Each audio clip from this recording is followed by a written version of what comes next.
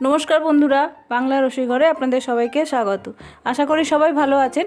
কলকাতায় শীত পড়ব না করেও কিন্তু দারুণ শীত পড়েছে, বলা যায় জাঁকিয়ে শীত পড়েছে। তো সবার বাড়িতে নিশ্চয়ই জমিয়ে খাওয়া দাওয়াও চলছে এই শীতে। আমার বাড়িতেও বিভিন্ন ধরনের রেসিপি আমরা ট্রাই করছি। সেরকম একটা রেসিপি আপনাদের সঙ্গে আজকে আমি শেয়ার করব। তা হলো গাজরের কেক। উইদাউট ওভেন আমি গাজরের কেক করে দেখিয়েছি। ওভেন না থাকলেও বাড়িতে কত সুন্দর কেক করা যায় তা আমি দেখাবো। অনেকে ভাবেন বাড়িতে ওভেন নেই মানে বোধহয় কেক টেক খাওয়া যাবে না, তা কিন্তু নয়। শীতকালে মার্কেটে ভালো গাজর পাওয়া যায়, যে গাজরগুলো লাল রঙের হয় সেগুলো দিয়ে করলে কিন্তু এটা বেশি টেস্টি হয়। তো চলুন শুরু করি গাজরের কেক। আমি এখানে কেক করার জন্য নিয়ে নিচ্ছি 2টো ডিম।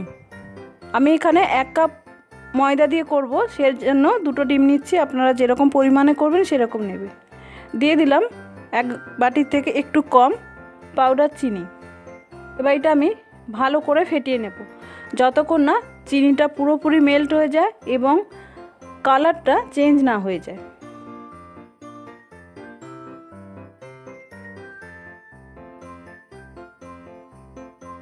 দেখুন বন্ধুরা, ফেটিয়ে নিয়েছি, কালারটা পুরো চেঞ্জ হয়ে গেছে। এবার দিয়ে দিলাম 3 টেবিল চামচ মতো রিফাইন অয়েল। আমি এখানে বাটার ব্যবহার করিনি, অয়েল ব্যবহার করেছি। আপনারা যদি চান তাহলে বাটার দিতে পারেন। এবার অয়েলটা আমি ভালো করে মিশিয়ে নিয়েছি। দেখুন মিশিয়ে নেওয়ার পর কি সুন্দর একটা ক্রিমি ভাব এসছে। এইটাই কিন্তু কেকের জন্য দরকার। এবার আমি দিয়ে দিলাম 1 বাটি ময়দা,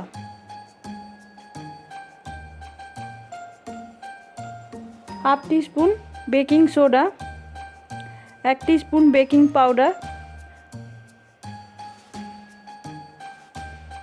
1 চিমটে নুন। এবার এগুলো আমি ভালোভাবে ডিমের যে ব্যাটারটা তৈরি করেছিলাম তাতে মিশিয়ে নেব, দিয়ে একটু ফেটিয়ে নেব। কেকের ব্যাটার যত ভালো ফেটাবেন তত কিন্তু ভালো ফুলবে।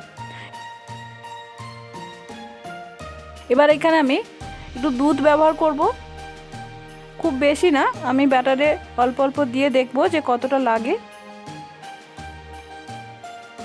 আমার এখানে হাফ কাপেরও কম দুধ লেগেছে, কারণ যেহেতু ডিম দেওয়া আছে সেহেতু ব্যাটার আগে থেকেই পাতলা ছিল। দেখুন এরকম ঘনত্বের হবে। এর থেকে বেশি ঘনত্বের হলে কিন্তু কেক শক্ত হয়ে যাবে, আবার কম হলে করতে কিন্তু অনেক সময় লেগে যাবে।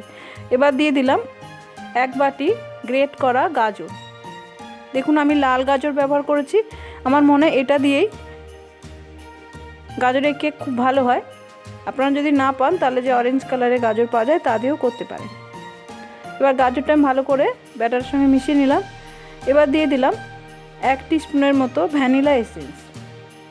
এটা অবশ্যই দেবেন, কারণ যেহেতু এতে ডিম আছে সেহেতু ডিমের যাতে স্মেল না থাকে তার জন্য কিন্তু এটা দেওয়া হয়।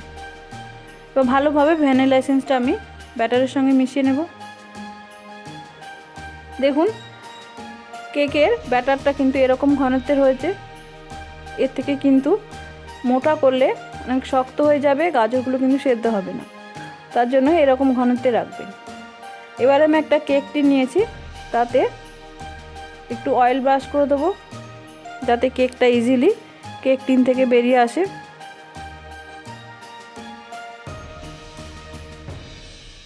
এবার আমি এরকম একটা সাদা কাগজ কেক টিনের মাপে কেটে নিয়েছি। আপনাদের কাছে বাটার পেপার থাকলে দিতে পারেন, না দিলেও কিন্তু কোনো ব্যাপার না।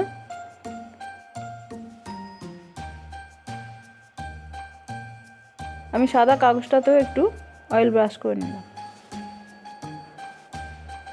এবার আমি ব্যাটারটা কেক টিনে দিয়ে দেবো।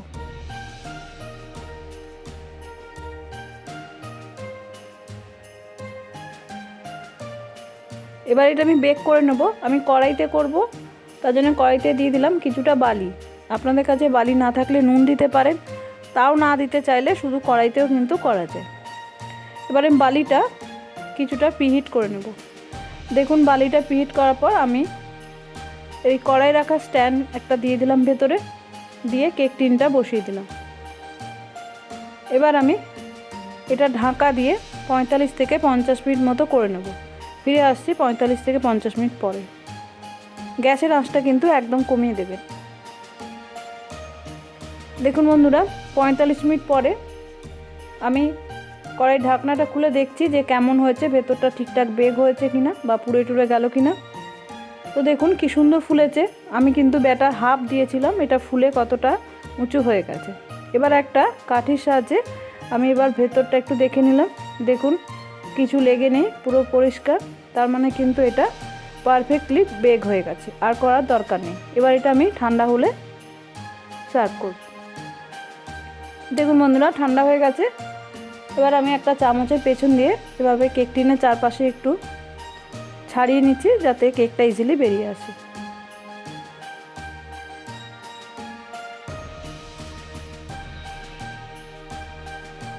দেখুন কেকটা সুন্দর বেরিয়ে এসছে। এবার পেছনে যে কাগজটা আমি দিয়েছিলাম সেই কাগজটা আমি তুলে নেব। দেখুন বন্ধুরা, রেডি আমার গাজরের কেক। দেখুন কতটা সফট হয়েছে, কতটা ফুলেছে, কতটা স্পঞ্জি। এটা কিন্তু স্পঞ্জি হয় ব্যাটারটা ভালো করে ফেটানোর জন্য। তো বন্ধুরা দেখলেন তো, ওভেন ছাড়াও কিন্তু কেক করা যায় এবং খুবই ভালো হয়, খেতেও ভালো হয়, করাও কিন্তু সোজা, এমন কিছু বেশি সময়ও লাগে না।